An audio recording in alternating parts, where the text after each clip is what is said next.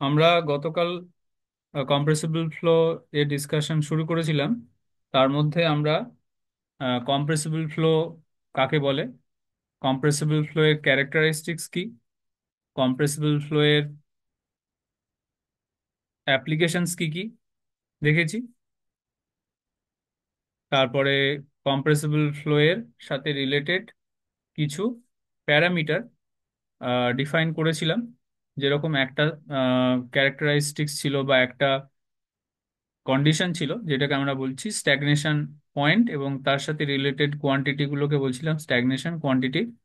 সেরকম stagnation quantity গুলো আমরা দেখেছিলাম, যেরকম stagnation temperature, stagnation enthalpy, stagnation pressure, stagnation density. আর আহ, তাদের সাথে স্ট্যাটিক কোয়ান্টিটির রেশিও গুলো ক্যালকুলেট করেছিলাম আমরা ক্লাসে। আর কোন কন্ডিশন হলে আমরা কম্প্রেসিবল ফ্লো বলবো সেটা আমরা ডিসকাস করেছিলাম। সেটা কম্প্রেসিবল ফ্লো, এইটা ডিপেন্ড করে সাউন্ডের ভেলোসিটির সাথে।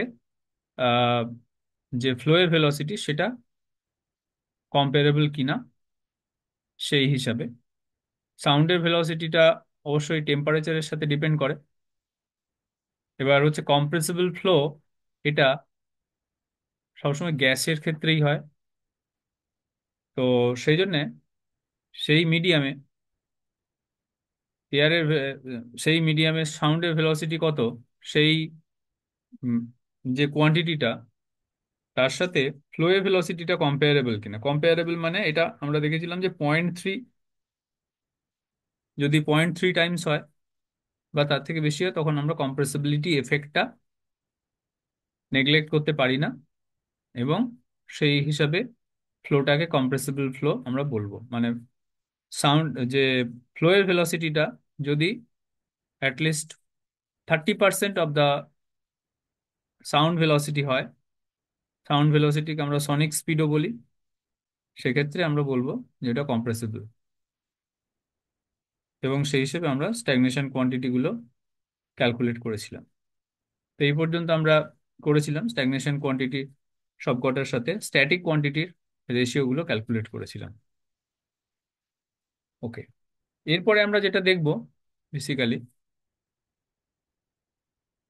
যে calculation of the speed of sound. আচ্ছা, এখানে একটা পয়েন্ট যেটা বলে দেওয়া দরকার, সেটা হচ্ছে এই যে ডায়াগ্রামটা দেখা যাচ্ছে এখানে বেসিক্যালি কি, যে অ্যাকচুয়াল স্টেট আর অ্যাকচুয়াল স্ট্যাগনেশন স্টেট আর আইসেন্ট্রপিক স্ট্যাগনেশন স্টেট। আমরা দেখেছিলাম যে স্ট্যাগনেশনটা যদি আইসেন্ট্রপিক্যালি হয় তখন তার যে স্ট্যাগনেশন প্রেশার এবং অ্যাকচুয়াল প্রেশারের মানে স্ট্যাটিক প্রেশারের রেশিওটা আমরা দেখেছিলাম। তো সেক্ষেত্রে এখানে এই ডায়াগ্রামটা দেখাচ্ছে বেসিক্যালি যে, দেখো এটা একটা প্রেশার, এই যে পি প্রেশার যেটা, এই প্রেশারটা হচ্ছে বেসিক্যালি আহ মানে যে কন্ডিশনে ফ্লুইডটা আছে ফ্লো করছে তার স্ট্যাটিক প্রেশার। আর এখানে দুটো প্রেশার লাইন দেখা যাচ্ছে, একটা হচ্ছে P0, P0 মানে বেসিক্যালি স্ট্যাগনেশন প্রেশার। আর এখানে বেসিক্যালি P0 অ্যাকচুয়াল, মানে অ্যাকচুয়াল কন্ডিশনে স্ট্যাগনেশন প্রেশার কত। মানে একটা হচ্ছে আইসেন্ট্রপিক্যালি যদি হয়, মানে এনট্রপি যদি কনস্ট্যান্ট থাকে তাহলে স্ট্যাগনেশন প্রেশার এটা। আর যদি আইসেন্ট্রপিক্যালি না হয় তখন স্ট্যাগনেশন প্রেশার এইটা। মানে কি হচ্ছে, প্রেশার বেসিক্যালি ড্রপ হচ্ছে due to friction. Okay, so এরকম একটা সিচুয়েশন হতে পারে। তো সেক্ষেত্রে আমরা বেসিক্যালি এনথ্যালপিটা সেম হবে দুটোর ক্ষেত্রেই। কারণ এনথ্যালপি মানে আমরা বেসিক্যালি এনার্জি কনজারভেশন থেকে বলছি। তাহলে এনার্জি কনজারভেশন যদি আমরা ইউজ করি তাহলে এনার্জিটা কনজার্ভ থাকছে, কিন্তু এনট্রপি যেহেতু বাড়ছে সেই জন্য এনট্রপিটা দেখো টুয়ার্ডস রাইট এটা শিফট করে গেছে। তাহলে এই যে কন্ডিশনটা, এই যে স্টেটটা, এটা এই স্টেট থেকে আইসেন্ট্রপিক্যালি আসছে। আমরা প্রথমত দুটো প্রেশার লাইনকে ফলো করব। এইটা হচ্ছে স্টার্টিং প্রেশার লাইন, যেদিক থেকে ফ্লোটা হচ্ছে সেই দিকের কোনো একটা পয়েন্টে প্রেশার। তাহলে এটা হচ্ছে স্টার্টিং প্রেশার লাইন। আর এরপরে যদি স্ট্যাগনেশন হয়, স্ট্যাগনেশন দুভাবে আমরা কল্পনা করতে পারি। একটা হচ্ছে যে স্ট্যাগনেশনটা হলো আইসেন্ট্রপিক্যালি। আইসেন্ট্রপিক্যালি মানে যখন ফ্লোটা হচ্ছে, আমরা যদি একটা ফ্লো কনসিডার করি, যে কোনো একটা দিক থেকে আর একটা দিকে ফ্লো হচ্ছে, তাহলে ওই ফ্লোটা আইসেন্ট্রপিক্যালি হতে পারে বা অ্যাকচুয়ালি হতে পারে। মানে এনট্রপি কনস্ট্যান্ট হলো না, বা ফ্রিকশনের জন্য কিছু প্রেসার ড্রপ হলো, সেরকম হলো। ফ্রিকশন মানে বেসিক্যালি কি হচ্ছে, এটা ইরিভার্সিবিলিটি থাকছে। তাহলে ইরিভার্সিবিলিটি হলে আমরা এটা রিভার্সিবল অ্যাডিয়াবেটিক ধরবো না, সেক্ষেত্রে আইসেন্ট্রপিক হবে না, সেক্ষেত্রে প্রেশারটা কম হবে। এই যে P0 থেকে দেখো, P0 অ্যাকচুয়াল প্রেশারটা কিন্তু কম আছে। ওকে, তো এইটা হবে আমাদের সিচুয়েশন। মানে যদি আইসেন্ট্রপিক্যালি হয়, তখন যে স্ট্যাগনেশন প্রেশার হবে সেটা অবশ্যই অ্যাকচুয়াল স্ট্যাগনেশন প্রেশারের থেকে বেশি হবে, কারণ অলরেডি কিছুটা এনার্জি ওয়েস্টেড হয়ে যাচ্ছে ফ্রিকশনের জন্য। তাহলে স্ট্যাগনেশনের জন্য যতটা প্রেশার রাইজ হওয়া উচিত ছিল, তাহলে সেটা হবে না, কিছুটা কম হবে। কিন্তু এনথ্যালপি দুটোর ক্ষেত্রে একই হবে। এই জন্য দেখো, এই যে এনথ্যালপি লাইন যেটা ড্র করা হয়েছে, সেই যে ড্যাশড লাইনটা, সেটা কিন্তু এই পয়েন্টে আর এই পয়েন্টে দুটোতেই এনথ্যালপিটা এক, কিন্তু এনট্রপিটা দেখো বেড়ে গেছে, এবং তার জন্য কিছুটা প্রেশার ড্রপের ফ্রিকশন হয়ে প্রেশার ড্রপ হয়েছে, তাই জন্য এনট্রপি বেড়েছে। তো এইটা হচ্ছে ব্যাপার। সেক্ষেত্রে কতটা প্রেশার রাইজ হলো, এই প্রেশার রাইজটা হচ্ছে কিন্তু V²/2। কাইনেটিক এনার্জিটা প্রেশারে হেডে কনভার্টেড হয়েছে বেসিক্যালি। তাহলে এনথ্যালপিটা, এখানের এনথ্যালপি যা ছিল তার সাথে কাইনেটিক কাইনেটিক এনার্জিটা যোগ হয়ে গিয়ে পুরোটাই প্রেশারের আমরা দেখছি। তো প্রেশারের টার্মসে দেখলে এখানে কাইনেটিক এনার্জিটা কনভার্টেড হয়ে গেছে। কাইনেটিক এনার্জিটা কনভার্টেড হলে এনথ্যালপিটা দুটোর ক্ষেত্রে একই থাকছে, কিন্তু বেসিক্যালি আমাদের কিছুটা প্রেশার ড্রপ হয়েছে, এবং তার জন্য এই প্রেশারটা এখানে পাচ্ছি। Stagnation, actual stagnation pressure is less. ঠিক আছে, তো আমরা কালকে যে স্ট্যাগনেশন প্রেশার ক্যালকুলেট করেছিলাম, সেটা কিন্তু আইসেন্ট্রপিক্যালি হলে তার স্ট্যাগনেশন প্রেশার কত হবে সেটা ক্যালকুলেট করেছিলাম। Okay? তো সেটা আমরা দেখেছিলাম। এই যে ধরো ভ্যালুটা ক্যালকুলেট করেছিলাম, এই যে প্রেশারের ভ্যালুটা, তাহলে এটা আইসেন্ট্রপিক্যালি ছিল। ওকে, আচ্ছা, আর একটা জিনিস যেটা বলার, আর একটা ব্যাপার যেটা বলার আছে, এই যে এনার্জি কনজারভেশন লিখছি আফটার অ্যান্ড বিফোর, মানে যে কোনো দুটো পয়েন্টের মধ্যে, আমি যদি ফ্লো এর ডিরেকশনে যে কোনো দুটো পয়েন্টের মধ্যে এনার্জি কনজারভেশন লিখি, যেহেতু দেখো এই ফ্লোটা কনসিডার করেছিলাম আমরা যে দুটো পয়েন্টের মধ্যে কোথাও কোনো এনার্জি লস নেই। এনার্জি লস মানে হচ্ছে আইদার হিট ট্রান্সফার হচ্ছে না এবং ওয়ার্ক ট্রান্সফারও হচ্ছে না। তাহলে কি হবে, এনার্জি ইন, এনার্জি আউট, মানে এনার্জি ইন আউট মানে কি কি করা হয়েছে এখানে বেসিক্যালি, এখানে যেটা করা হয়েছে যে, ধরো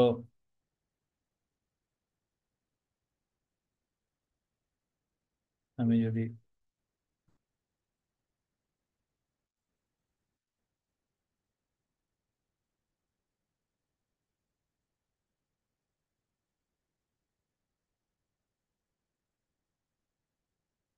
এরকম একটা কনসিডার করি, যে অ্যাজ ইফ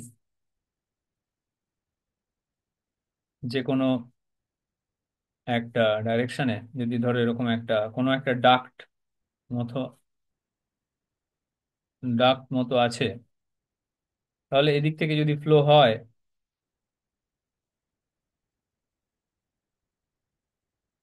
তাহলে আমরা দুটো যে কোনো সেকশন নিতে পারি।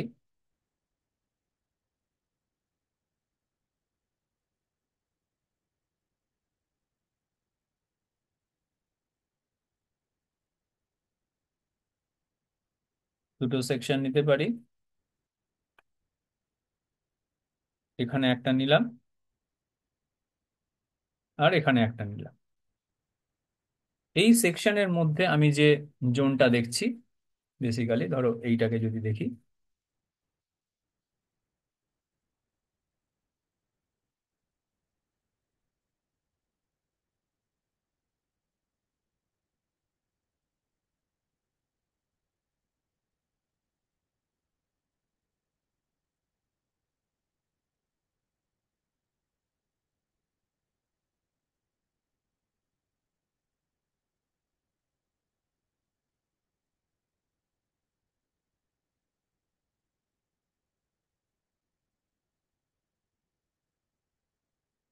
তাহলে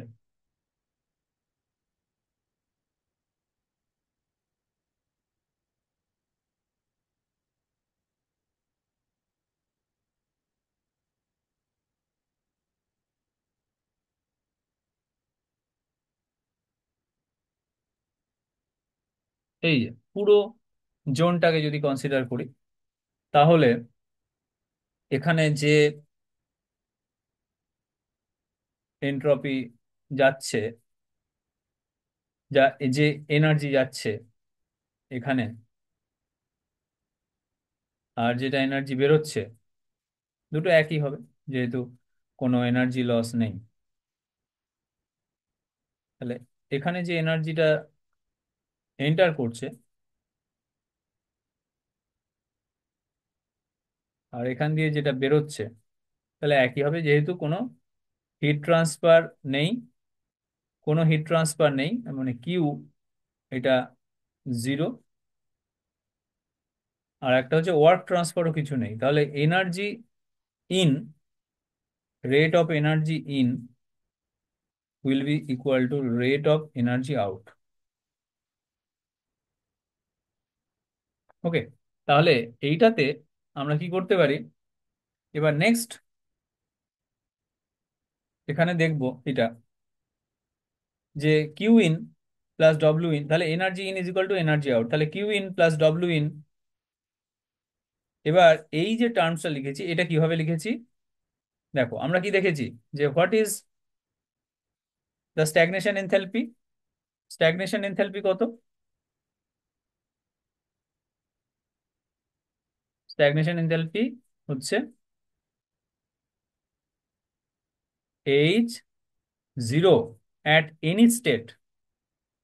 মানে স্ট্যাগনেশন এনথালপি যখন আমার এই ধরনের কন্ডিশন হবে, যখন আমার হিট ট্রান্সফার আর ওয়ার্ক ট্রান্সফার নেই, তখন তো আমি তাহলে স্ট্যাগনেশন এনথালপি একটা ডিফাইন করতে পারি। তাহলে সেটা কি হবে, স্ট্যাগনেশন এনথালপি হচ্ছে H zero is equal to H plus V square by two. এটা হচ্ছে স্ট্যাগনেশন এনথালপি। কোন একটা পার্টিকুলার স্টেটে স্ট্যাগনেশন এনথালপি আমি ডিফাইন করতে পারি।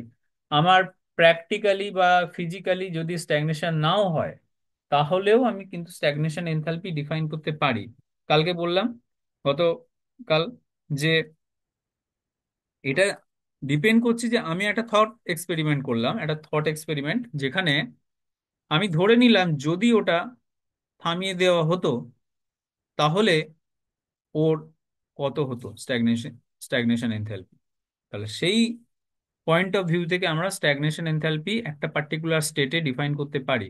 যদিও ধরো ফ্লো হচ্ছে, মানে ফ্লো হচ্ছে মানে কি, এখানে একটা ফ্লো আছে, ফ্লো এর ভেলোসিটিও আছে, তা সত্ত্বেও আমি এই পয়েন্টে একটা স্ট্যাগনেশন এনথালপি কল্পনা করতে পারি, ইমাজিন করতে পারি, যে what would have been the stagnation enthalpy if it would have stopped.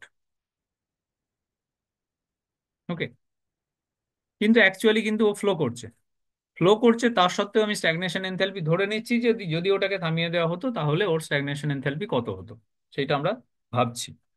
তো ভেবে আমরা এরকম একটা বার করতে পারি, যে যদি আমার স্ট্যাটিক এনথালপি এইচ হয়, আর যদি kinetic energy V square by two হয় পার ইউনিট মাস অবভিয়াসলি, তাহলে স্ট্যাগনেশন এনথালপি হবে এত।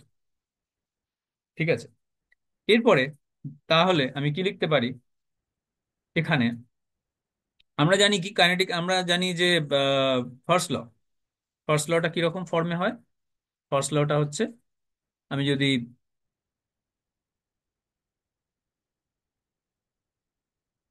ফার্স্ট লটা লিখি,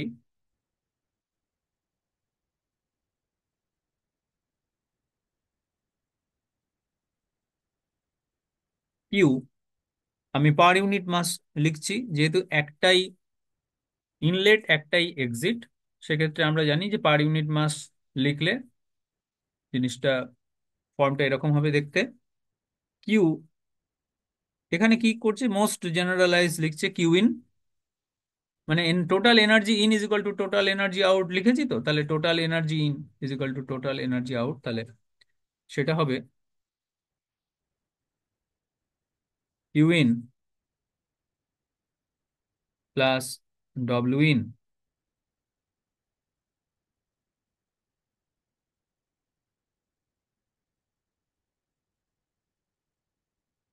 আচ্ছা, এটা আমরা মাস ফ্লো রেট দিয়ে ভাগ করে দিয়েছি, তাই জন্য ভাগ করে দেওয়ার জন্য এটা আমাদের basically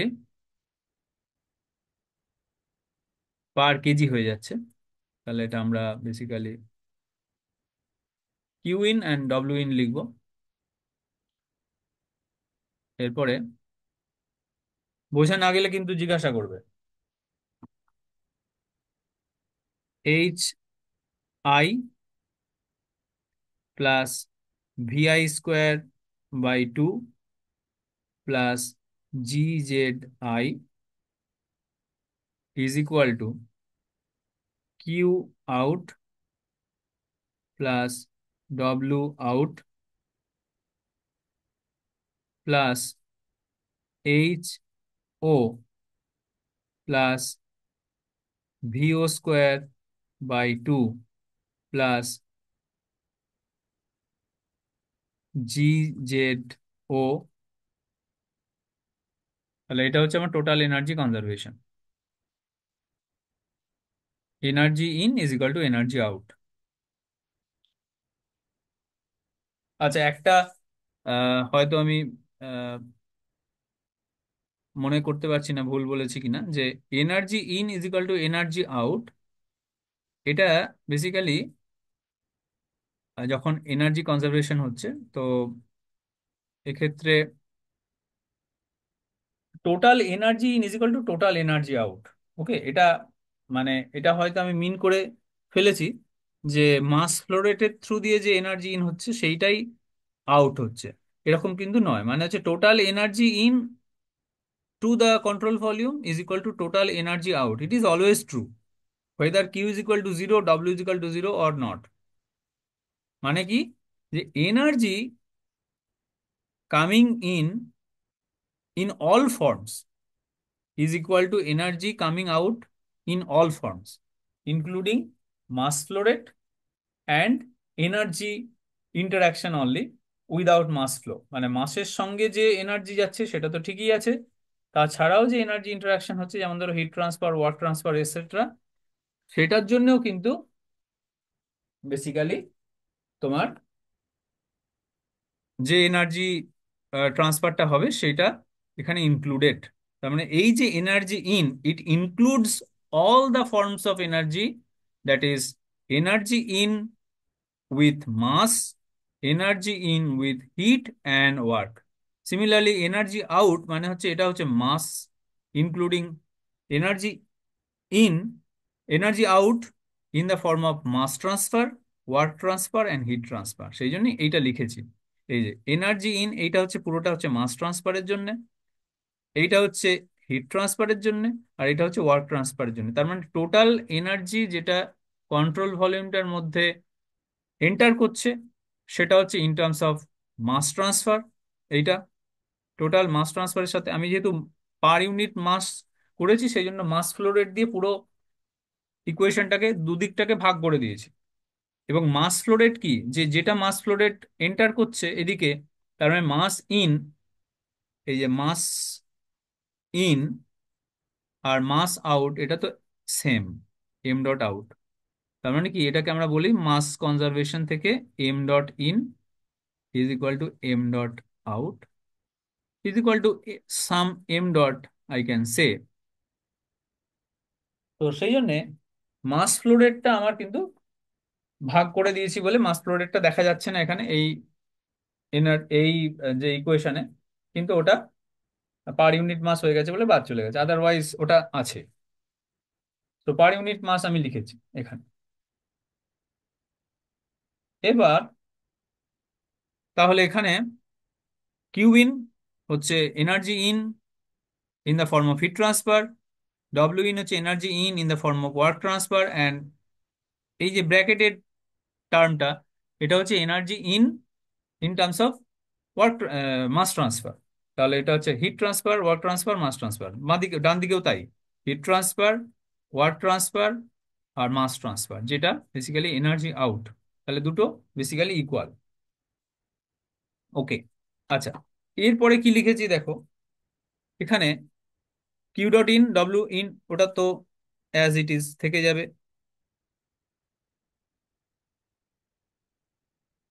W in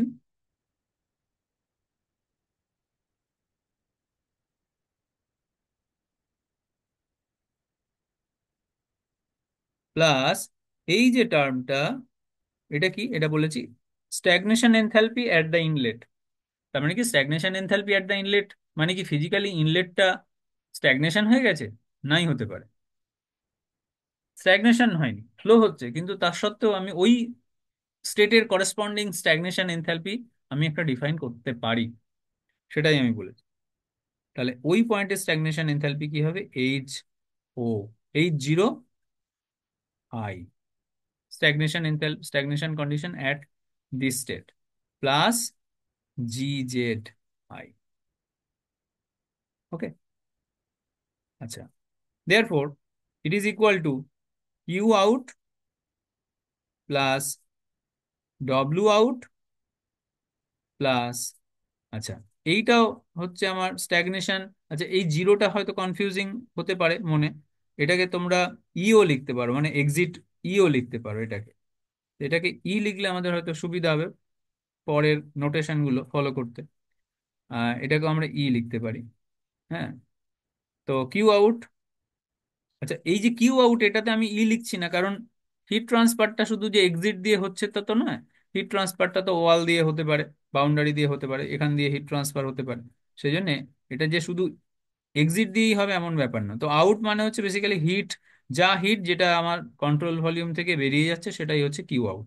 similarly W out, এটা আমার বেসিক্যালি শুধুমাত্র যে আমার মাসের সাথে বেরোচ্ছে এরকম তো না, মাসের সাথে কিছু না, এটা সম্পর্ক কিছু নেই, এটা ওয়াল দিয়ে হিট ট্রান্সফার হচ্ছে, বাউন্ডারি দিয়ে হচ্ছে বেসিক্যালি।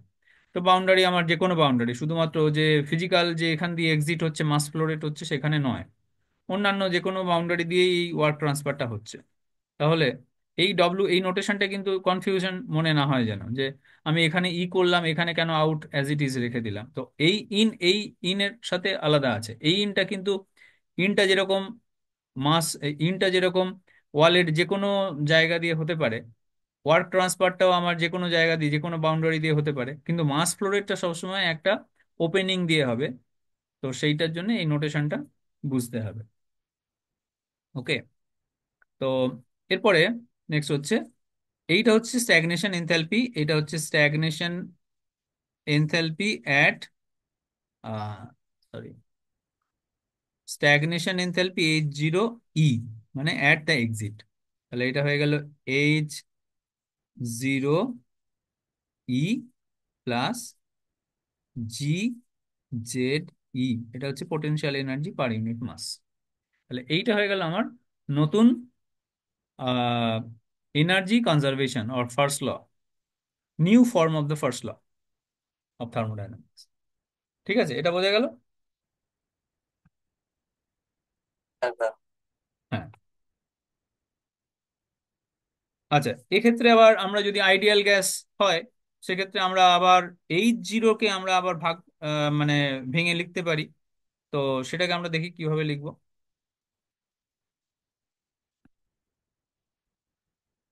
এটাকে যদি আইডিয়াল গ্যাস হয়, সেক্ষেত্রে আমরা নতুন করে কি লিখতে পারি, এটাকে কিউ ইন, মানে আইডিয়াল গ্যাস হলে H0টাকে আমরা সিপিডিটি বা সিপিটি ফর্মে লিখতে পারি। তাহলে Q in minus Q out, এটা হয়ে যাবে net heat transfer to the system. আর এটা এটা হয়ে যাবে W in minus W out, এটা হয়ে যাবে net work transfer to the system. আচ্ছা, ওটা কিভাবে লিখেছে আমরা একই রকম লিখতে চাইলে কিরকম লিখবো সেটা দেখে নিই। ডব্লিউ আউট, আচ্ছা, হ্যাঁ, আচ্ছা, রাইট হ্যান্ড সাইডে লিখেছি, তো right hand side left hand side ব্যাপারটা অতটা হয়তো ইম্পর্টেন্ট নয়। তাহলে আমরা এটা কি লিখবো, সিপি। এই যে আমরা কালকে দেখলাম যে আইডিয়াল গ্যাসের জন্য আমরা কি লিখতে পারি, সিপি। এটা কনস্ট্যান্ট সিপি ধরে নিচ্ছি আমরা, মানে যে কোনো টেম্পারেচারের ক্ষেত্রেই আমরা এক ধরে নিচ্ছি। তাহলে এই H0 বেসিক্যালি এটা কত হবে, তার মানে হচ্ছে stagnation temperature for this condition. তাহলে এদিকে হয়ে যাবে এই T0 E minus T0 I। কারণ এই যে H0 যেটা, H0 E, এটা হচ্ছে basically CP multiplied by T0 E, and এইটা সিমিলারলি এটা হচ্ছে সিপি T0 I। তাহলে এই দুটোকে আমি যদি কম্বাইন করি তখন আমার এটা CP multiplied by T0 E minus T0 I এরকম হয়ে যাবে।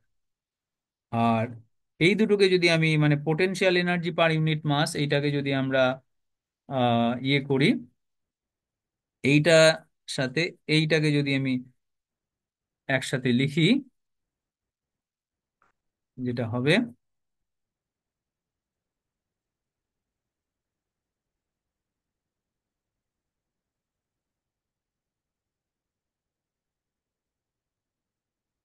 যেটা হবে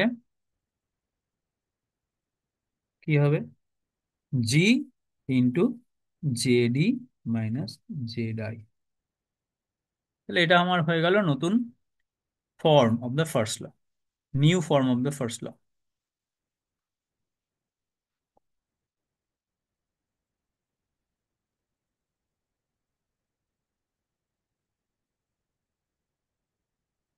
new form of the first ল।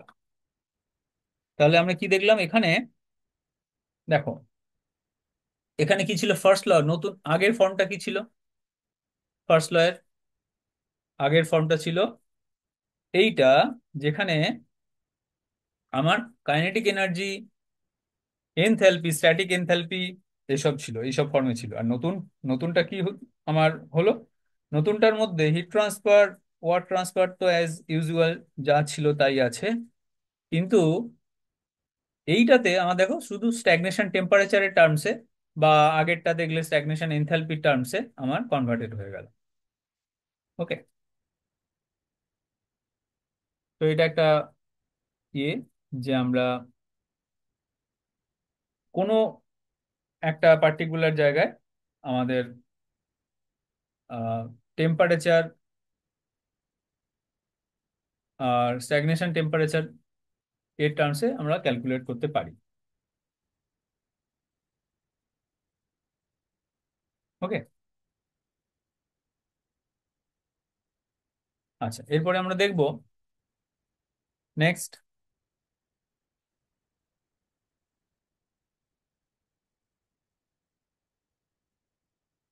আমরা স্পিড অফ সাউন্ড ক্যালকুলেট করব। স্পিড অফ সাউন্ড একটা important parameter in compressible flow. তাহলে স্পিড অফ সাউন্ডটা, কারণ কম্প্রেসিবল ফ্লো হবে কি হবে না সেটা ডিপেন্ড করে স্পিড অফ সাউন্ডের ওপর। তাহলে স্পিড অফ সাউন্ড বেসিক্যালি কাকে বলে, speed of sound or sonic speed, basically sound হচ্ছে একটা প্রেসার ওয়েভ, এবং একটা ডিস্টারবেন্স মানে বেসিক্যালি সাউন্ড প্রেসার ওয়েভ মানে কি, মানে বেসিক্যালি সাউন্ড হচ্ছে একটা প্রেসার ওয়েভ। আর সাউন্ডের স্পিড বেসিক্যালি কি, যে স্পিডে একটা ডিস্টারবেন্স ওই মিডিয়ামটার মধ্যে ট্রাভেল করে, সেইটাকেই বলা হচ্ছে সনিক স্পিড বা স্পিড অফ সাউন্ড। মানেটা কি হলো, যে কোনো একটা পয়েন্টে এই মিডিয়ামটার মধ্যে কোনো একটা ধরো তোমার এয়ার আছে, এয়ারের মধ্যে কোনো একটা পয়েন্টে যদি আমি একটা ডিস্টারবেন্স ক্রিয়েট করি, তাহলে সেই ডিস্টারবেন্সটা যেই স্পিডে ট্রাভেল করবে সেইটাই হচ্ছে স্পিড অফ সাউন্ড। তার মানে সাউন্ড হচ্ছে একটা basically disturbance in the medium, আর সাউন্ডটা ওই ডিস্টারবেন্স যেভাবে ট্রাভেল করে সেইভাবেই সাউন্ডটা ট্রাভেল করবে। ওকে, তাহলে এটা কি বলছে, the speed at which an infinitesimally small pressure wave travels through a medium, that is called the speed of sound or sonic speed. Okay, তাহলে আমরা কি করব, এখানে একটা আমরা বেসিক্যালি একটা এনার্জি কনজারভেশন আমরা অ্যানালিসিস করব। এই স্পিড অফ সাউন্ড ক্যালকুলেট করতে চাইলে আমরা একটা এনার্জি কনজারভেশন আর মাস কনজারভেশন আমরা বেসিক্যালি মানে তিনটেই করব বেসিক্যালি: এনার্জি কনজারভেশন, মাস কনজারভেশন, আর লিনিয়ার মোমেন্টাম কনজারভেশন। তো সেইটা আমরা অ্যানালিসিস করব, করে ক্যালকুলেট করব যে বেসিক্যালি ওই স্পিড মানে কি স্পিডে বেসিক্যালি ট্রাভেল করছে ওই ডিস্টারবেন্সটা, যে ডিস্টারবেন্সটা ক্রিয়েট করা হলে সেই ডিস্টারবেন্সটা কিভাবে ট্রাভেল করছে সেটা আমরা দেখব। আচ্ছা, বেসিক্যালি আমরা কি করছি এটা আহ, আমরা বুঝি যে আমরা এখন করব সাউন্ডের স্পিড ক্যালকুলেট করব। ঠিক আছে, তাহলে সাউন্ডের স্পিড ক্যালকুলেট করতে গিয়ে আমরা যেটা করছি, একটা একটা এক্সপেরিমেন্ট করছি, বা ধরতে পারো একটা থট এক্সপেরিমেন্ট করছি, যে এরকম একটা অ্যাজ ইফ এরকম একটা আমার ডাক্ট মতো আছে, বা এরকম একটা আমার সিলিন্ডার আছে। এই যে সিলিন্ডার এখানে যেটা দেখাচ্ছি বেসিক্যালি, তো এখানে যে সিলিন্ডারটা আছে, আর এই যে দেখা যাচ্ছে ডান দিকে সিলিন্ডারটা আছে, তো এর মধ্যে একটা পিস্টন দেওয়া আছে অ্যাজ ইফ। ওকে, একটা পিস্টন দেওয়া আছে। তো পিস্টনটা দিয়ে আমি বাঁ দিক থেকে ডান দিকে পিস্টনটাকে মুভ করছি। কি স্পিডে মুভ করছি? ডিভি স্পিডে মুভ করছি, মানে একটা ইনফিনিটিসিমাল স্পিডে মুভ করছি। তাহলে একটা কি তৈরি হবে? একটা ডিস্টারবেন্স তৈরি হবে, এই মিডিয়ামটার মধ্যে একটা ছোট্ট একটা ডিস্টারবেন্স তৈরি হবে। তাহলে ডিস্টারবেন্সটা ট্রাভেল করবে। ওকে, এখন বলা হচ্ছে যে ডিস্টারবেন্সটা যে স্পিডে ট্রাভেল করবে সেইটা হচ্ছে বেসিক্যালি সাউন্ডের স্পিড। সাউন্ডের স্পিডের এইটাই হচ্ছে বেসিক্যালি কনসেপ্ট, যে আমি যদি কোনো একটা ডিস্টারবেন্স ক্রিয়েট করি ওই মিডিয়ামটার মধ্যে, তাহলে সেই ডিস্টারবেন্সটা যে স্পিডে ট্রাভেল করবে সেইটা হচ্ছে স্পিড অফ সাউন্ড।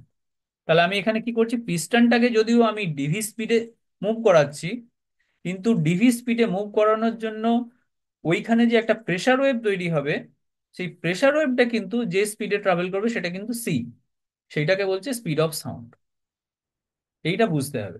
ঠিক আছে, এখানে কিন্তু দুটো ভেলোসিটি আছে, একটা হচ্ছে স্পিড অফ দা পিস্টন, আর একটা হচ্ছে speed of the pressure wave which is travelling due to that disturbance that is created by the movement of the piston.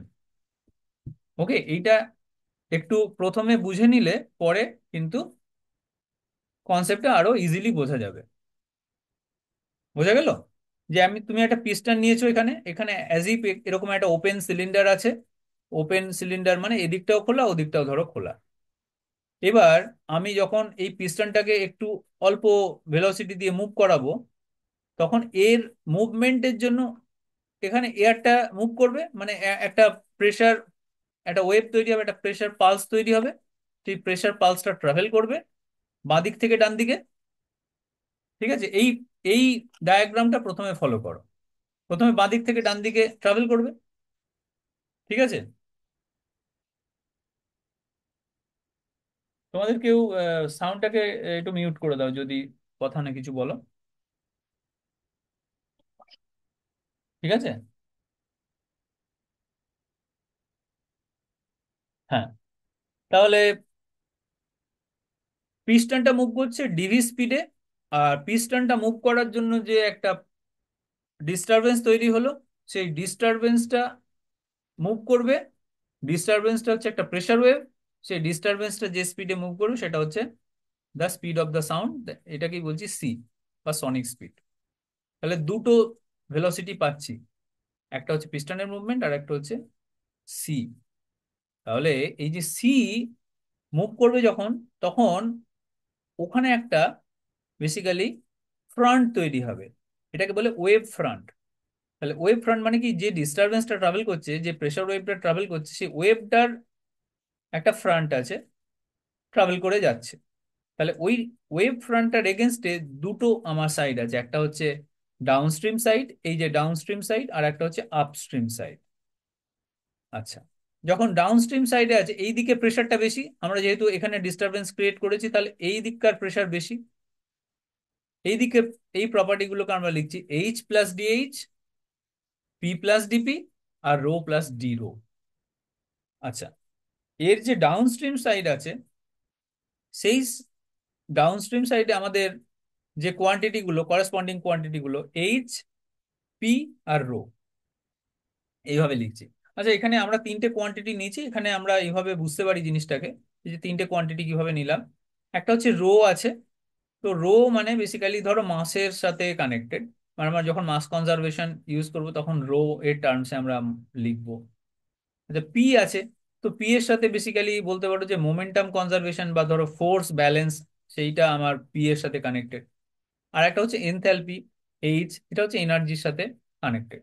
তো আমরা এইভাবে যদি দেখি তাহলে আমরা মনে রাখতে সুবিধা হবে যে তিনটে কোয়ান্টিটি কিভাবে নিলাম। একটা হচ্ছে মাস কনজারভেশনের জন্য রো নিলাম,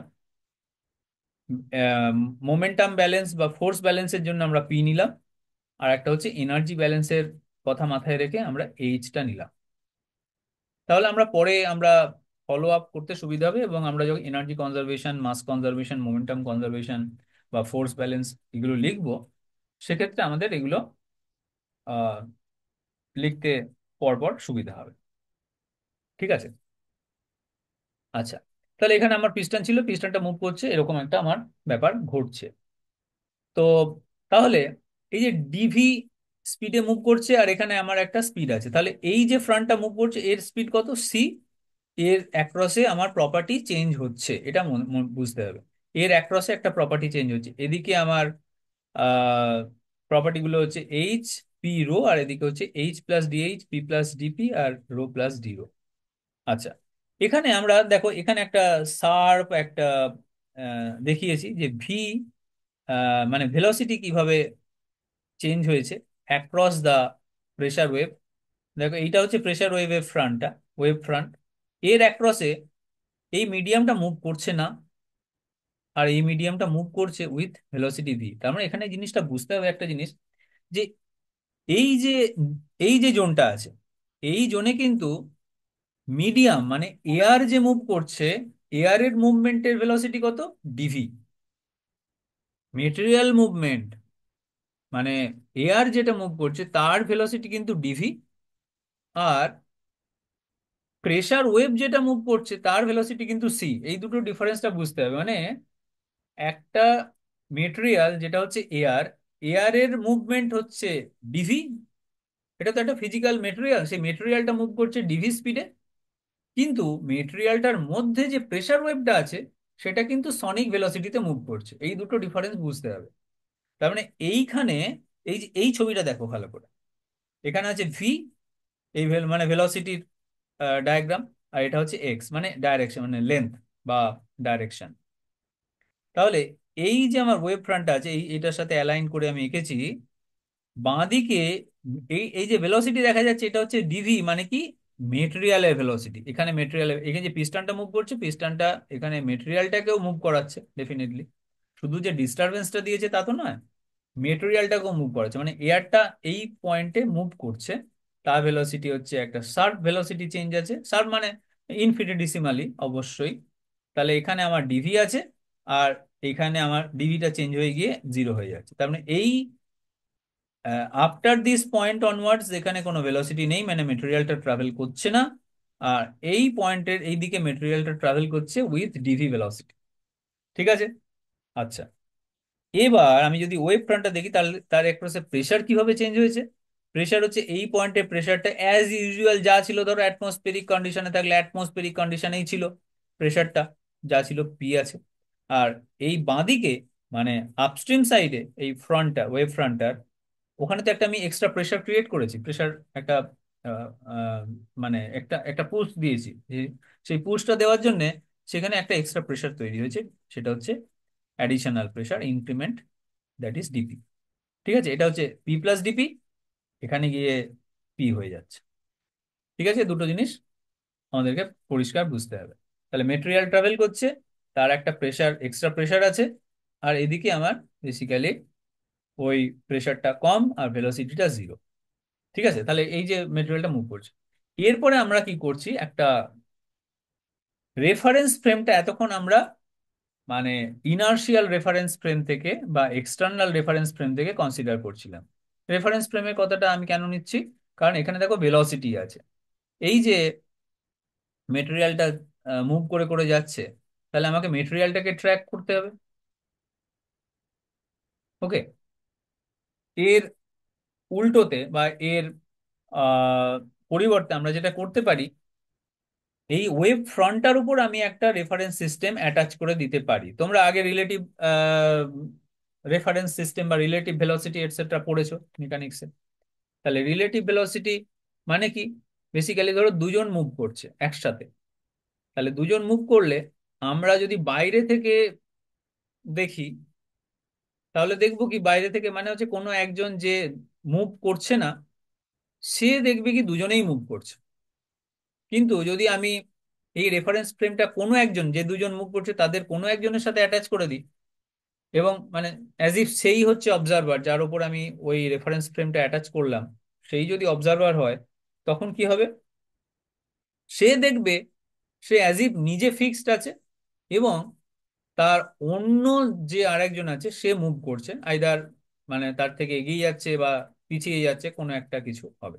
মানে বেসিক্যালি যে অন্য যে তার ভেলোসিটি থেকে নিজের ভেলোসিটিটাকে বাদ দিয়ে সে অ্যাডিশনাল যে ভেলোসিটি সেটা দেখবে। এটাই হচ্ছে রিলেটিভ ভেলোসিটির কনসেপ্ট। রিলেটিভ মানে হচ্ছে relative to the observer basically.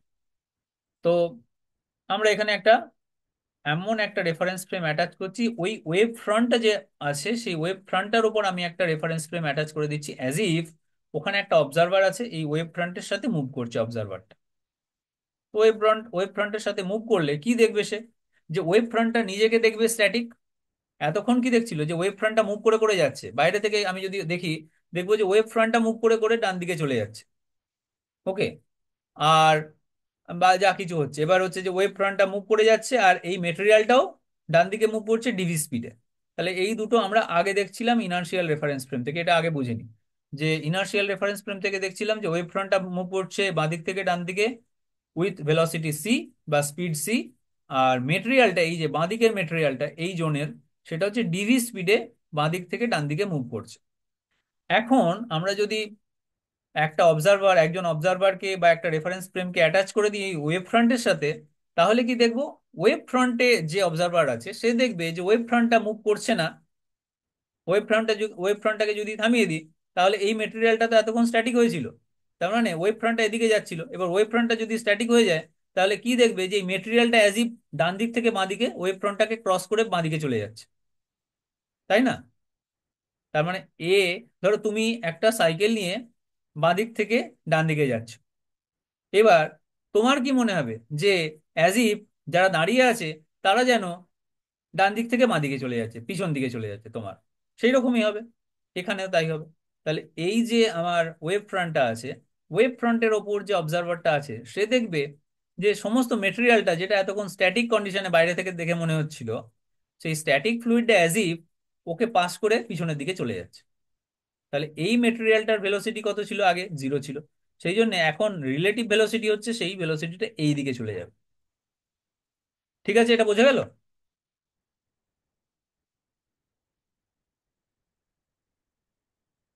এটা কি বোঝা গেল? হ্যাঁ স্যার।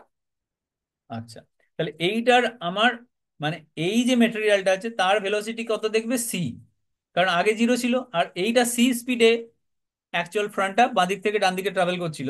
এখন এই observer attached to this wave front will see that as if this material is traveling from right to left with velocity c। সেটা বোঝা গেল? আচ্ছা, এতক্ষণ এই যে মেটেরিয়ালটা এখানে ছিল তার স্পিড কত ছিল বলো? এই যে মেটেরিয়ালটা এই যে এই জোনটাতে ছিল, ওয়েভ ফ্রন্ট আর পিস্টনের মধ্যে যে জায়গাটা আছে তার মধ্যে যে মেটেরিয়ালটা এয়ারটা ছিল, তার কত স্পিড ছিল?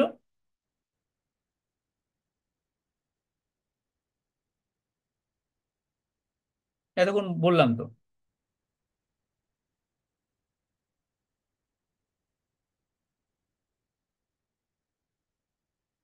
হ্যাঁ,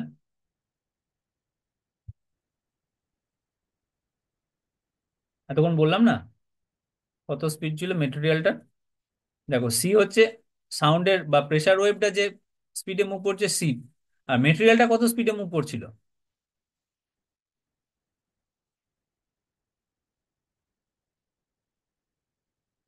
হ্যাঁ, মনে পড়ছে না? ফলো করো প্রপারলি। এই যে মেটেরিয়ালটাকে তো পিস্টন দিয়ে পুশ করা হয়েছে, তাহলে মেটেরিয়ালটা মুভ করছে ডিভি স্পিডে। আচ্ছা, তাহলে মেটেরিয়ালটা এতক্ষণ ডিভি স্পিডে অরিজিনালি মুভ করছিল। তাহলে এই, তার মানে কি, এইটা যদি সি হয় আর এটা যদি ডিভি হয়, তাহলে এদের মধ্যে রিলেটিভ ভেলোসিটি কত হবে? C minus DV. তাহলে সি মাইনাস ডিভি স্পিডে এখন রিলেটিভ ভেলোসিটি এই দিকে মুভ করবে। এইটা যদি, এটা যদি সি স্পিডে মুভ করে, তাহলে এটা সি মাইনাস ডিভি স্পিডে মুভ করবে, কারণ ডিভিটা আর সিটা একই দিকে আছে, দুটো ভেলোসিটি একই দিকে। তাহলে রিলেটিভ ভেলোসিটি কত হবে? সি মাইনাস ডিভি হবে, ডান দিক থেকে বাঁ দিকে। তাহলে মেটেরিয়ালটা অ্যাজ ইফ মনে হবে যে বাঁ দিকের মেটেরিয়ালটা সি মাইনাস ডিভি স্পিডে বেরিয়ে যাচ্ছে, আর এইটা সি স্পিডে ঢুকছে। তার মানে সি স্পিডে ঢুকছে আর সি মাইনাস ডিভি স্পিডে বেরিয়ে যাচ্ছে, কারণ এইটা সি স্পিডে মুভ করছিল আর এই মেটেরিয়ালটা ডিভি স্পিডে এদিকে মুভ করছিল। তাহলে দুজনের মধ্যে যে রিলেটিভ ভেলোসিটি হবে সেটা সি মাইনাস ডিভি হবে। মানে এখন, আগে এক্সাম্পলটা কি দিলাম, যে তুমি অ্যাজ ইফ সাইকেল চালিয়ে যাচ্ছ আর একজন দাঁড়িয়ে ছিল। সে মনে হবে যে ডান দিক থেকে বাঁ দিকে ওই একই ভেলোসিটি, তুমি যে ভেলোসিটিতে সাইকেলটা চালাচ্ছ সেই ভেলোসিটিতেই ও ডান দিক থেকে বাঁ দিকে চলে যাচ্ছে, তোমার মনে হবে। আর আচ্ছা, আর একজন যদি ধরো তোমার পিছনে পিছনে আসছে, তুমি ধরো 10 মিটার পার সেকেন্ড স্পিডে সাইকেলটা চালাচ্ছ। 10 মিটার পার সেকেন্ড হয়তো অনেক বেশি হয়ে গেল সাইকেলের জন্য। আমি ধরে নিলাম যে 5 মিটার পার সেকেন্ড স্পিডে সাইকেলটা চালাচ্ছ। আর আরেকজন 1 মিটার পার সেকেন্ড স্পিডে তোমার পিছনে পিছনে হেঁটে হেঁটে আসছে। তাহলে তোমার কি মনে হবে যে সে কোন দিকে যাচ্ছে? তোমার পিছন দিকেই যাচ্ছে, কিন্তু আরেকটু কম ভেলোসিটিতে যাচ্ছে, কারণ সে তোমার দিকে এগিয়ে আসছে, সেই জন্য তোমার মনে হবে যে সে আরেকটু কম কম স্পিডে তোমার থেকে পিছনের দিকে যাচ্ছে। তো সেইটাই হচ্ছে সি মাইনাস ডিভি। এটা কি বোঝা গেল? আচ্ছা, এই যে সি একটা হলো আর একটা সি মাইনাস ডিভি হলো, এটা বোঝা গেল তো? ওকে। এবার আমি যদি গুলো লাগাই, কনজারভেশন গুলো অ্যাপ্লাই করি, তাহলে দেখি কি হয়। তাহলে মাস কনজারভেশন কি হবে? মাস কনজারভেশন হচ্ছে এর অ্যাক্রসে মাস কনজারভেশন এক থাকবে, মানে হচ্ছে mass in is equal to rate of mass in is equal to rate of mass out, বা rate of mass flow rate from right, rate of mass flow rate from right is equal to rate of mass flow rate towards left. এটাই হবে। তাহলে সেটা দেখি কি হবে। সেটাকে যদি আমরা লিখতে চেষ্টা করি, কি হবে?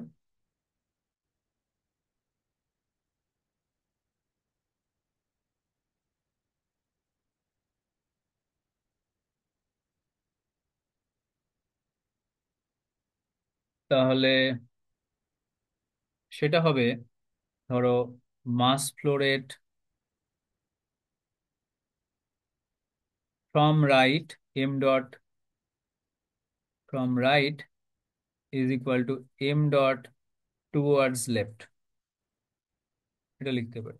আচ্ছা, আমাদের এরিয়াটা ধরো একই আছে। আমরা ধরে নিয়েছিলাম এরিয়াটা এক, দুটোর ডাক এরিয়াটা কনস্ট্যান্ট। তাহলে এটা কত আসবে? এই যে এদিক থেকে মেটেরিয়ালটা কোন স্পিডে মুভ করছে? সি স্পিডে মুভ করছে, আর এই মেটেরিয়ালটা এদিকে সি মাইনাস ডিভি স্পিডে মুভ করছে। এই যে আমার কন্ট্রোল ভলিউম একটা আমি ওই ওয়েব ফ্রন্টের অ্যাক্রসে একটা কন্ট্রোল ভলিউম অ্যাজিউম করে নিলাম, একটা জিরো থিকনেসের কন্ট্রোল ভলিউম, যার কোনো অ্যাকুমুলেশন নেই। তাহলে আমার বেসিক্যালি এটা হবে সি আর ডিবি, আর এখানে এরিয়া হচ্ছে এ, এর ক্ষেত্রেও এরিয়া হচ্ছে এ। এখানে আমার ডেনসিটি হচ্ছে রো, এখানে ডেনসিটি হচ্ছে রো প্লাস ডি রো। তাহলে মাস কনজারভেশন যদি করি, মাস কনজারভেশন এটা কি ফর্মে হবে? তাহলে রো, রাইটের দিক থেকে যেটা আসছে rho into A into C, total mass flow rate from right is equal to rho into C, is equal to towards left কি হবে? এটা হচ্ছে rho plus D rho multiplied by A multiplied by C minus DV. এটা কি বোঝা গেল? এটা হচ্ছে মাস কনজারভেশন। মাস কনজারভেশন কি হয়? বেসিক্যালি এরিয়া, এই এরিয়া দিয়ে যদি আমার একটা সি স্পিডে মুভ করে, তাহলে এটা ভলিউম ফ্লো রেট কত হবে? এই সি, এইটা হচ্ছে C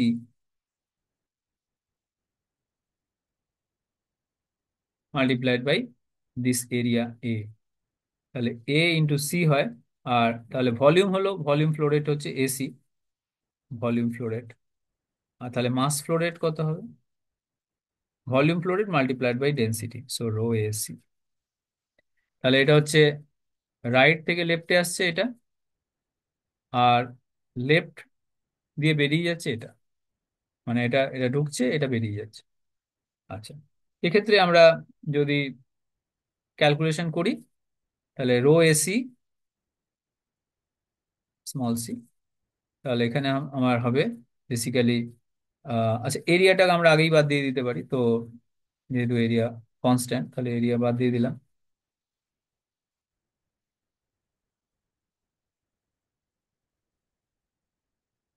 rho C is equal to rho C minus rho DV plus C D rho minus D rho DV. আচ্ছা, ডি রো ডিভিটা খুব স্মল কোয়ান্টিটি, কারণ ডি রোটাও স্মল আবার ডিভিটাও স্মল, সেই জন্য আমরা এই টার্মটাকে ইমিডিয়েটলি নেগলিজিবল ধরতে পারি কম্পেয়ার টু আদার কোয়ান্টিটিস। ঠিক আছে, আচ্ছা এই রো সি আর এই রো সি, এই দুটো সেম, কেটে গেল। তাহলে আমাদের থাকছে যেটা হচ্ছে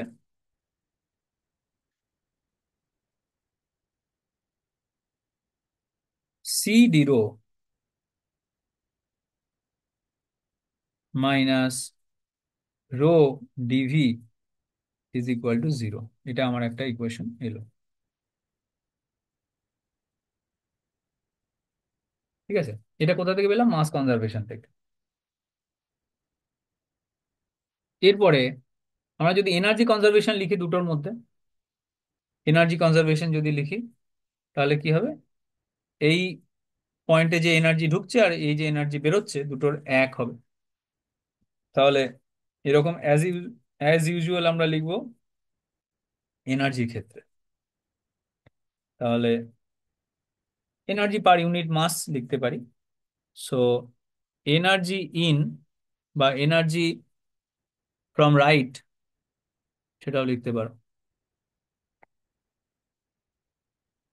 রাইট আমরা পার ইউনিট মাস লিখছি, is equal to energy towards left. সেটা কত হবে? এর মধ্যে এনার্জি মানে কি আছে? আমরা ধরে নিচ্ছি শুধু আইসেন্ট্রপিক ফ্লো হচ্ছে, no no work transfer, isentropic flow, তাহলে ওয়ার্ক টার্মগুলো জিরো হয়ে যাবে, আর আগের যেরকম ছিল ওয়ার্ক টার্মগুলো জিরো হয়ে যাবে। তাহলে আমার এইটা এনথালপি টার্মসটা, আর আমার বেসিক্যালি কাইনেটিক এনার্জিটা থাকবে, পোটেনশিয়াল এনার্জিটাও জিরো। তাহলে আমরা এখানে লিখে নিই যে আইসেন্ট্রপিক ফ্লো, আইসেন্ট্রপিক ফ্লো বা আইসেন্ট্রপিক কন্ডিশন।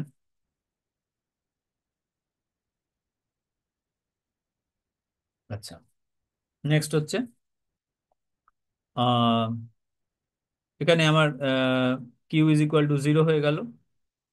আর একটা হচ্ছে যে work, no work transfer,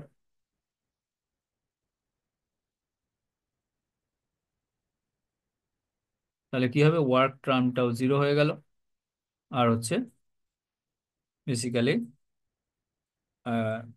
delta পিই মানে পোটেনশিয়াল এনার্জি চেঞ্জ নেগলিজিবল। যদি তাই হয়, তাহলে আমরা কি লিখতে পারি? যে রাইটের দিক থেকে যেটা আসছে সেটা কত হবে? H plus C square by two, এটাই হলো আমার total energy. Potential energy zero, enthalpy আর কাইনেটিক এনার্জি এটা। আচ্ছা, টুয়ার্ডস লেফট যেটা বেরিয়ে যাচ্ছে সেটা কত হবে? H plus DH plus C minus DV whole square by two, আর তো কিছু নেই, এই দুটোই আছে। আচ্ছা, এখন আমার এইচ টার্মটা নেগলিজিবল, মানে কেটে যাবে, দুটোতেই এক। আর তাহলে C square by two is equal to DH. আচ্ছা, এখানে কি থাকবে? এখানে C square by two minus C DV, two C DV by two, এই যে টু এবি টার্মটা যেটা হবে two AB, plus DV square by two. এটাকে just A plus B whole স্কোয়ারকে আমি এক্সপান্ড করে নিয়েছি, আর কিছুই না।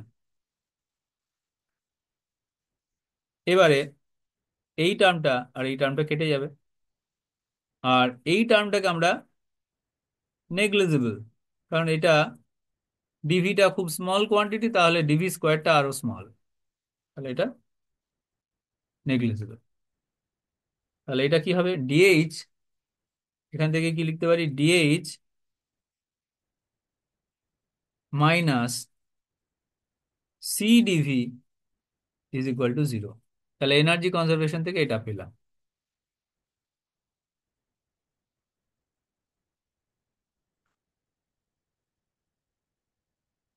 আগে আমরা মাস কনজারভেশন থেকে এটা পেয়েছি, আর এনার্জি কনজারভেশন থেকে এটা পেলাম। আচ্ছা, এরপর আমরা দেখব যে টিডিএস রিলেশন আমরা লিখবো আইসেন্ট্রপিক ফ্লো এর জন্য। টিডিএস রিলেশন আমরা কি জানি?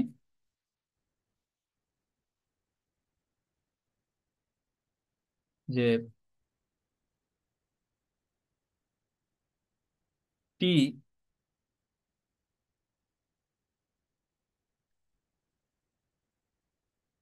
ডিএস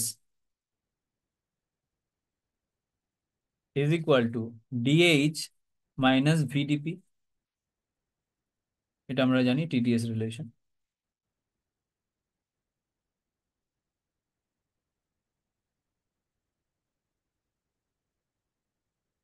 আমরা বেসিক্যালি কি করতে চাইছি, এই যে ডিএইচ যেটা বেরিয়েছে সেইটাকে আমরা বেসিক্যালি প্রেশার ডেনসিটি এই টার্মসে কনভার্ট করতে চাইছি। এই যে ডিএইচ যেটা আছে এটাতে দেখো তোমরা, এই যে সি ভি এইগুলো ফর্মে আছে, আর এখানে কি আছে আমার? এখানে এইটাতেও দেখো প্রেশার, ভেলোসিটি এই টার্মসে আছে। তাহলে আমি এখানে এই যে এনথালপি টার্মসটা আছে এখানে, এই এনথালপি টার্মসটাকে আমরা basically measurable quantity like pressure etcetera etcetera এই ফর্মে আমরা লিখতে চাইছি, সেই জন্য আমি টিডিএস রিলেশনটা আমরা লিখছি। ঠিক আছে, থার্মোডাইনামিক রিলেশনসের কিন্তু উদ্দেশ্যটা তাই যে আমরা নন মেজারেবল কোয়ান্টিটি গুলোকে, নন মেজারেবল প্রপার্টি গুলোকে মেজারেবল প্রপার্টি টার্মসে আমরা লিখতে পারি through by using the thermodynamic relations. তাহলে এই টিডিএস রিলেশন থেকে আমরা কি পাচ্ছি? এই যদি এটা আইসেন্ট্রপিক ফ্লো হয় তাহলে এইটা জিরো, এনট্রপিটা জিরো, মানে চেঞ্জ ইন এনট্রপি জিরো, তাহলে এটা জিরো হয়ে যাচ্ছে। আচ্ছা, এখানে ভিটা বেসিক্যালি কি? Is equal to one by rho. ঠিক আছে, তাহলে এখানে আমি কি পাচ্ছি? এটা থেকে পাচ্ছি DH is equal to DP by rho. এটা একটা রিলেশন পেলাম।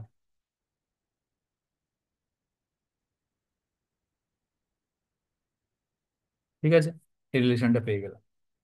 এই যে DH is equal to DP by rho পেলাম, এটা আমরা এইখানে পুট করে দেবো। ঠিক আছে, তাহলে কি পাবো? তাহলে পাবো এই C DV is equal to DP by rho. তাহলে এই দুটো থেকে আমরা পাবো, আমরা যদি ওয়ান টু থ্রি এরকম নাম দিই তিনটে ইকুয়েশনে, ধরো আমরা তিনটে ইকুয়েশনের নাম দিয়ে দিই, তাহলে আমার সুবিধা হবে পরে ফলো করতে। তাহলে এটা হচ্ছে ইকুয়েশন ওয়ান,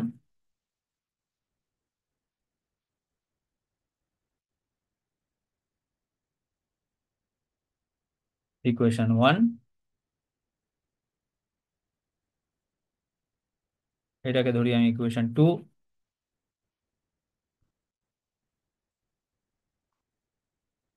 আর এটা হচ্ছে ইকুয়েশন থ্রি,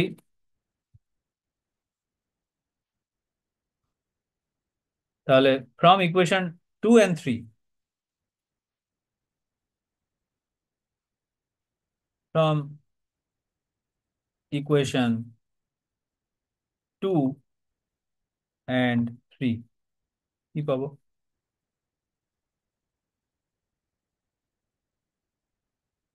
সিডিভি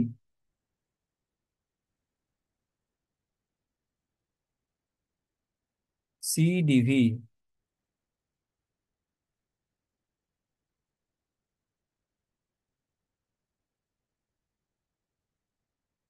এই যে ডিএইচটাকে ইকুয়েট করে দেবো। তাহলে সিডিভি ইজ ইকুয়াল টু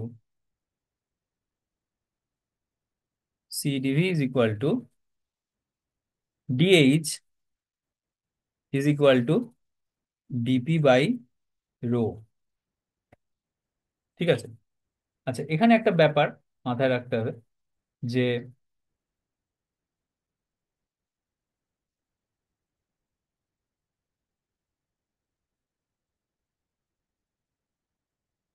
এখানে আমাদের আবার একটা রিলেশন আছে, সেটাও আমরা ইউজ করব। তো ডিভিটা ডিভিটাকে আমরা এলিমিনেট করব।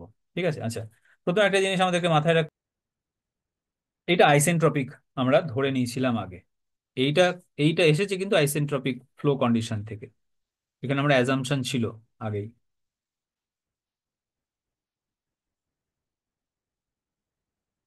কি আইসেন্ট্রপিক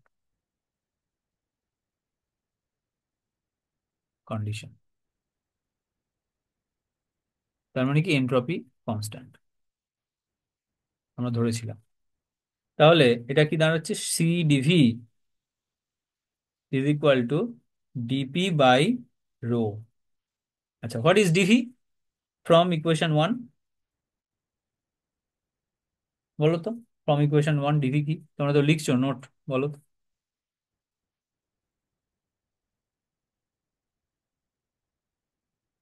নোট লিখছো তো, বলো। ডিভি কত হবে? আমি আর দেখাচ্ছি না স্ক্রিনটা, বলো।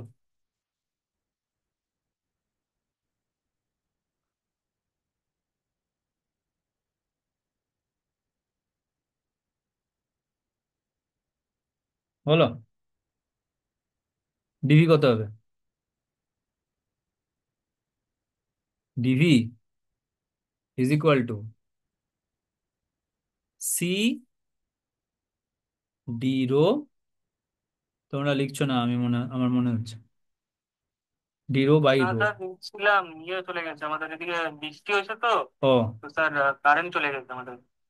ও, কারেন্ট চলে গেছে, আচ্ছা। হ্যাঁ স্যার। আচ্ছা, ঠিক আছে, আমি আমি লিখে দিলাম DV is equal to C. এটা হচ্ছে ফ্রম ইকুয়েশন 1, আগে যে আমরা করেছি তা থেকে আমরা পেলাম এই যে ইকুয়েশন 1 থেকে পাচ্ছি কি, DV is equal to C D rho by rho. হ্যাঁ, এই টার্মস গুলো একটু ফলো করবে প্রপারলি। রো, পি এগুলো একটু কাছাকাছি দেখতে, নোটেশন গুলো, তো মিস্টেক না হয়ে যায়। রো কে রো লিখবে আর পি কে পি লিখবে, তা না হলে গোলমাল হয়ে যাবে। আচ্ছা, ঠিক আছে, তাহলে আমরা এটাকে আহ একটা বক্সের মধ্যে করি। এটা আমার এলো ফাইনাল। ঠিক আছে, তোমাদের বুঝতে সুবিধা হয় সেই জন্য আমি একটু স্লো বলছি, তো যেন প্রপারলি তোমরা ফলো করতে পারো। আচ্ছা, ডিভি হলো। এবার আমরা যেটা করবো, এই ডিভিটাকে এইটার মধ্যে আমরা পুট করে দেবো। আগে আমরা এটা পেয়েছি, এই যে সিভি ইজ ইকুয়াল টু, এটা পেয়েছি আগে, এইটা। এখন আমরা যেটা করব, এইটার মধ্যে এটাকে, ডিভিটাকে এলিমিনেট করে এটার মধ্যে বসিয়ে দেবো। কি করছি আমরা, স্টেপ বাই স্টেপ, বোঝা যাচ্ছে তো? এইখানে ডিভি পেয়েছি ইকুয়েশন 1 থেকে, এই সি ডিভি যে পেলাম এর মধ্যে আমি এটাকে বসিয়ে দেবো। আমার টার্গেট হচ্ছে সি ক্যালকুলেট করা, ডিভিটাকে। তো আমি অ্যাজিউম করে নিয়েছিলাম, দেখো প্রপারলি বুঝতে হবে যে এখানে আমরা কি করেছিলাম, ডিভিটাকে অ্যাজিউম করেছিলাম অ্যাজ ইফ একটা পিস্টন, মানে থট এক্সপেরিমেন্ট দিয়ে, অ্যাজ ইফ যদি একটা পিস্টন এরকম থাকে, সেটাকে যদি ডিভি স্পিডে মুভ করানো হয় তাহলে যে প্রেসার একটা পালস তৈরি হবে, প্রেসার ওয়েভ তৈরি হবে, সেই প্রেসার ওয়েভটা কি ভেলোসিটিতে ট্রাভেল করবে সেটা আমাদের দেখার উদ্দেশ্য ছিল। তাহলে ডিভিটা তো, মানে এই যে সি ভেলোসিটি, এটা it should be independent of DV. এটা থেকে মানে আমাকে এলিমিনেট করে দেওয়ার কথা। সেই জন্য আমি ডিভিটাকে এলিমিনেট করে দিচ্ছি, so that the pressure wave, which is a sound wave, which is not dependent on the velocity at which the material or the pressure wave was created, তাহলে এটা ইট শুড বি ইন্ডিপেন্ডেন্ট। তাহলে এই জন্য আমি ডিভিটাকে এ থেকে বাদ দেওয়ার চেষ্টা করব, এবং দেখবো যে ওটা ইন্ডিপেন্ডেন্ট হয়ে যাচ্ছে। তাহলে দেখি কি হয়। স্টেপগুলো পরপর বুঝতে হবে এইভাবে। তাহলে কি হবে? সি,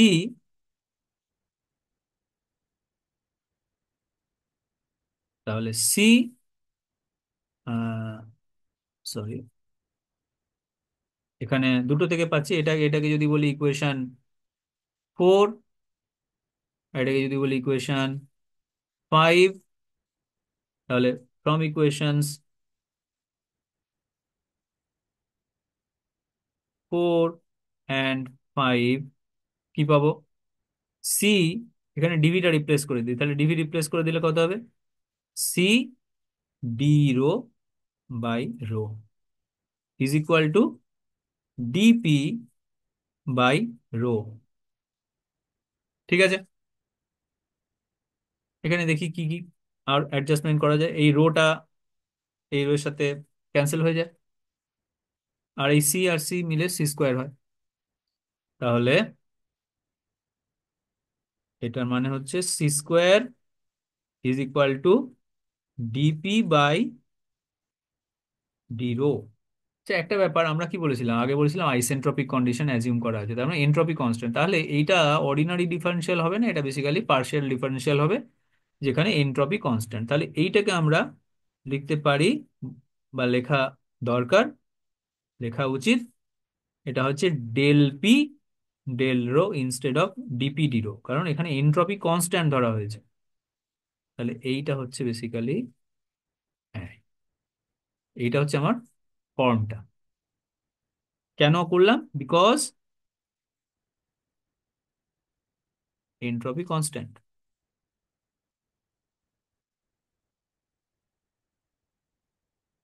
তাহলে ওডি থেকে আমরা পিডি করলাম।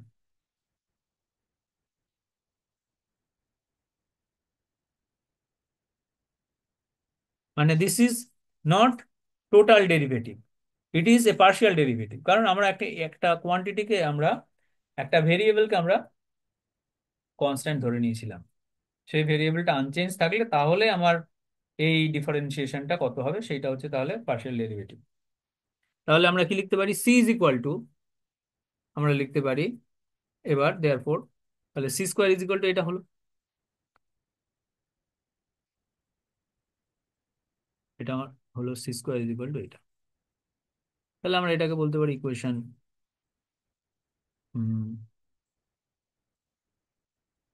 6,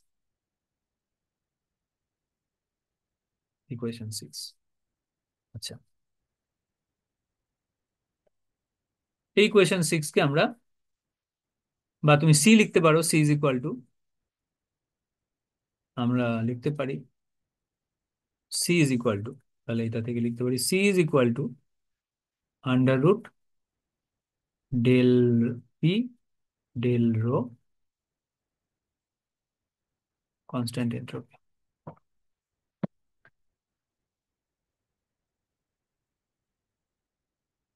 ওকে, আচ্ছা, এরপরে বেসিক্যালি আমরা যেটা করব, যে এখানে এই রিলেশনটা কি দেখানো যায়,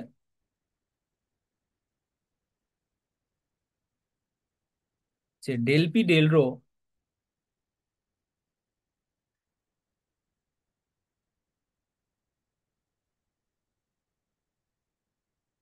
ডেল পি ডেল রো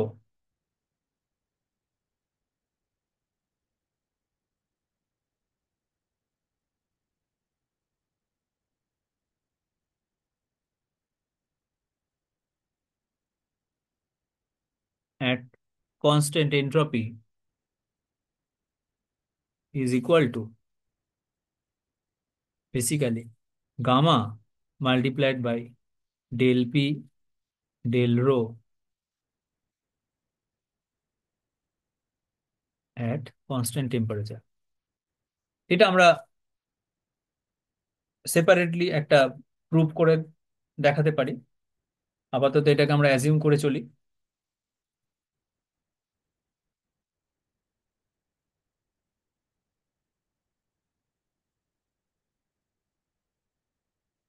এটাকে থার্মোডাইনামিক প্রপার্টি রিলেশন দিয়ে for ideal gas we can show that. তো যদি আমরা এটাকে ধরে নিই আপাতত, তাহলে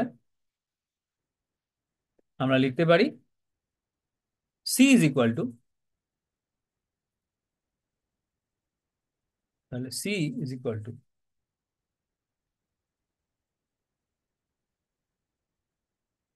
basically C square is equal to gamma del P del rho at constant temperature.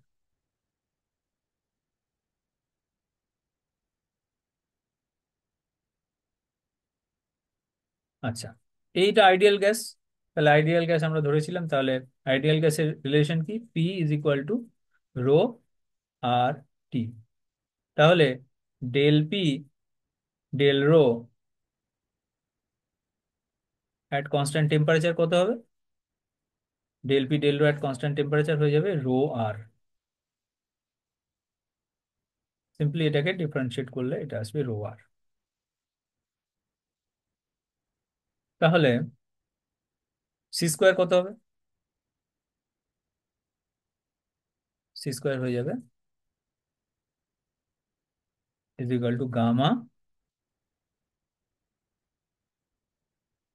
Sorry এটা একটু ভুল বললাম, ডেল পি ডেল রো হয়ে যাবে বেসিক্যালি আর টি, রো আর না আর টি। এই রো তো ডিফারেন্সিয়েট হয়ে গেছে, তাহলে এদিকটাও আমি বাঁ দিকটাকে আমি রো এর টার্মসে ডিফারেন্সিয়েট করেছি, তাহলে বাঁ দিকে ডান দিকেও তোমার রোটা বেসিক্যালি ডিফারেন্সিয়েটেড হয়ে গেলে ডেল রো ওয়ান হয়ে যাবে, সেই জন্য এটা ওয়ান হবে বেসিক্যালি। তাহলে এটা হবে বেসিক্যালি রো আর টি। তোমরা ফলো করো প্রপারলি, আর টি হবে কনস্ট্যান্ট টেম্পারেচার। তাহলে টেম্পারেচারটা কনস্ট্যান্ট, সেই জন্য এটা ডিফারেন্সিয়েটেড হবে না, টেম্পারেচারটা এখানে আনচেঞ্জ থেকে যাবে। তাহলে এটা হয়ে যাবে আর টি। বোঝা গেল? তাহলে C square is equal to gamma R T. তাহলে এ থেকে পাবো C is equal to root over of gamma R T. এটা একটা ইম্পর্টেন্ট আউটকাম ফাইন্ডিং। দেখতে পাচ্ছি যে ভেলোসিটি, আচ্ছা এটা এটা থেকে অবজারভেশনটা বলো তো তোমরা, বলার চেষ্টা করো তো। এটা তার মানে এটা কি? সি মানে কি? সি হচ্ছে স্পিড অফ সাউন্ড। আচ্ছা, এই স্পিড অফ সাউন্ডটা কিসের উপর ডিপেন্ড করছে এখানে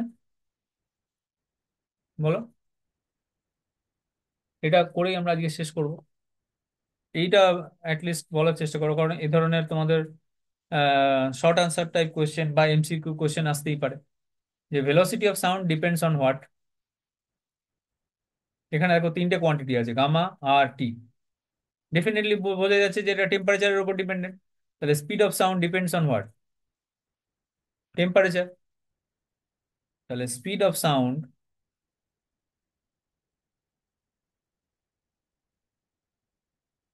ফলো করতে হবে প্রপারলি, সাউন্ড ডিপেন্ডস অন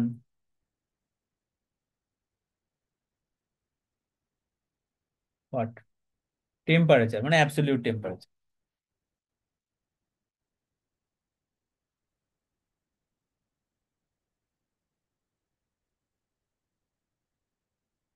আর কিসের উপর ডিপেন্ড করে? আর এর উপর ডিপেন্ড করে। আরটা তো কনস্ট্যান্ট নয়, মানে আরটা তো হচ্ছে ক্যারেক্টারিস্টিক গ্যাস, গ্যাস কনস্ট্যান্ট, তার মানে আরটা হচ্ছে মেটেরিয়ালের উপর ডিপেন্ড করে। তার মানে depends on the gas, particular gas. তো এই ডিপেন্ডস অন আর মানে হচ্ছে depends on, depends on the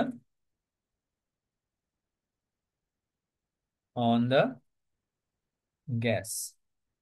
so if I change the gas, তার মানে আমি যদি ধরো এয়ার থেকে চেঞ্জ করে ওটাকে CO2 করে দিই, বা এয়ারটাকে চেঞ্জ করে ধরো হিলিয়াম করে দিই, তাহলে আমার speed of sound in that medium change হয়ে যাবে। তার মানে টেম্পারেচারের সাথে ডিপেন্ডেন্ট, আবার মেটেরিয়ালের সাথে ডিপেন্ডেন্ট। আবার গামাটা কার উপর ডিপেন্ডেন্ট? গামাটা মেটেরিয়ালের উপর ডিপেন্ডেন্ট। তার মানে it depends on the gas.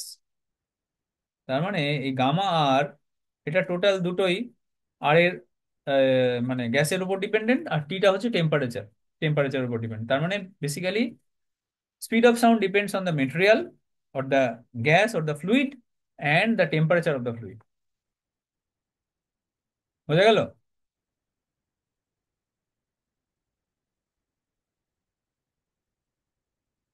এটা কি বোঝা গেল? তাহলে আমরা হ্যাঁ আপাতত, স্যার। হ্যাঁ, হ্যাঁ স্যার।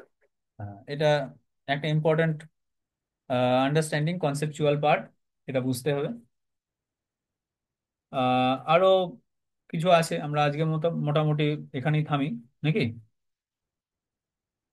এখানে আর একটা স্যার পয়েন্ট। হ্যাঁ বলো। এই নোটগুলোটা একটু শেয়ার করে দেবেন তো? হ্যাঁ, নোট তো শেয়ার করে দেবো, কিন্তু বুঝতে হবে কোয়েশ্চেন গুলো, প্রপারলি বুঝতে হবে। নোটটা আমি শেয়ার করে দেবো খুব তাড়াতাড়ি। ঠিক আছে, আচ্ছা, এখানে আর একটা পয়েন্ট আছে, সেটা আমি বলে শেষ করে দিই, তাহলে এটা কমপ্লিট হয়ে যাবে। এখানে আমরা ম্যাক নাম্বার বলে একটা কোয়ান্টিটি আমরা গতকাল আমরা দেখেছিলাম। ম্যাক নাম্বার হচ্ছে ভেলোসিটি অফ দ্য ফ্লো বা velocity of the object in the medium and ratio velocity of flow and velocity of sound. তাহলে এটা হচ্ছে ভি হচ্ছে ভেলোসিটি অফ ফ্লো, আর এটা হচ্ছে ভেলোসিটি অফ সাউন্ড। ওকে, এটা হচ্ছে ম্যাক নাম্বার।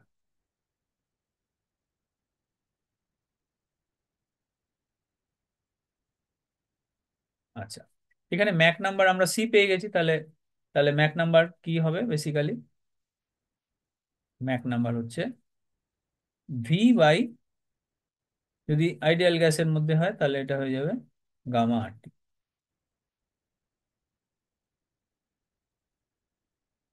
ম্যাক নাম্বারের প্রপার, ম্যাক নাম্বারের উপর ডিপেন্ড করে, ম্যাক নাম্বারটাতে একটা নন নন ডাইমেনশনাল নাম্বার, বুঝতেই পারছো, এটা মিটার পার সেকেন্ড, এটাও মিটার পার সেকেন্ড, দুটোই যেহেতু স্পিড, তাহলে ম্যাক নাম্বারটা হচ্ছে ডাইমেনশনলেস একটা কোয়ান্টিটি। এখানে ম্যাক নাম্বারের উপর ডিপেন্ড করে আমরা মানে কন্ডিশন গুলোকে, ফ্লো এর যে ভেলোসিটি বা ফ্লো এর যে ক্যারেক্টারিস্টিক গুলোকে আমরা বলতে পারি। আমরা দেখে নিই সেটা কি কি বলি, সেটা দিয়ে আমরা আজকে শেষ করে দেবো। তাহলে ম্যাক নাম্বার যদি লেস দেন 1 হয়, মানে স্পিড অফ ফ্লো যদি স্পিড অফ সাউন্ডের থেকে কম হয়, তখন আমরা সেটাকে বলবো সাবসনিক,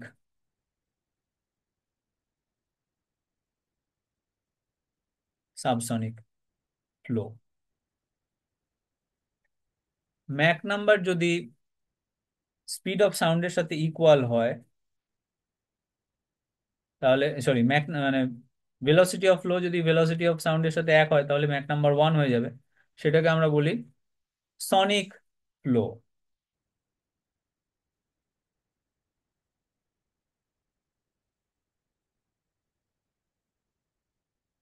সনিক ফ্লো, সনিক মানে সাউন্ডের ভেলোসিটি। আচ্ছা, ম্যাক নাম্বার যদি সাউন্ডের ভেলোসিটি মানে ম্যাক নাম্বার যদি একের থেকে বেশি হয়, মানে স্পিড অফ ফ্লো যদি স্পিড অফ সাউন্ডের থেকে বেশি হয়, তখন আমরা সেটাকে বলবো সুপারসনিক।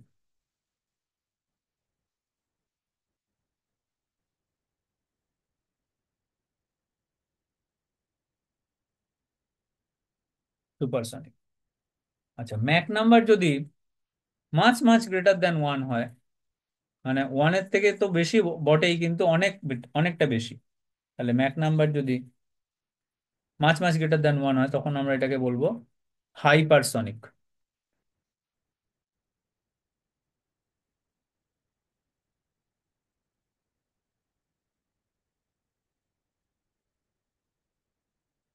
আচ্ছা, আর ম্যাক নাম্বার যদি ক্লোজ টু 1 হয়, মানে কি ম্যাক নাম্বার যদি ক্লোজ টু 1 হয়, নিয়ারলি ইকুয়াল টু 1, এটাকে আমরা বলি ট্রান্সনিক,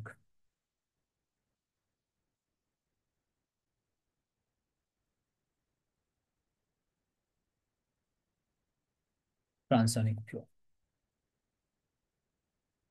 ঠিক আছে, এরকম কয়েকটা জোন আমরা দেখলাম ম্যাক নাম্বারের টার্মসে। একটা হচ্ছে সাবসনিক, মানে যদি লেস দ্যান ওয়ান হয়, ইকুয়াল টু ওয়ান হলে সনিক, গ্রেটার দ্যান ওয়ান হলে সুপারসনিক, গ্রেটার দ্যান ওয়ান মানে যে কোনো ভ্যালু গ্রেটার দ্যান ওয়ান। এবার হচ্ছে যে মাছ মাছ গ্রেটার দ্যান হলে সেটা হচ্ছে হাইপারসনিক, আর নিয়ারলি ইকুয়াল টু ওয়ান হলে ট্রান্সসনিক। মানে এক্স্যাক্টলি ইকুয়াল টু ওয়ান নয়, কিন্তু নিয়ারলি ইকুয়াল টু ওয়ান, সেটাকে আমরা ট্রান্সসনিক বলতে পারি। বেসিক্যালি ট্রানজিশন হচ্ছে, তো সেরকমই আর কি, ট্রান্সসনিক। ঠিক আছে, তাহলে আমরা আজকে শেষ করছি এখানে। Okay sir.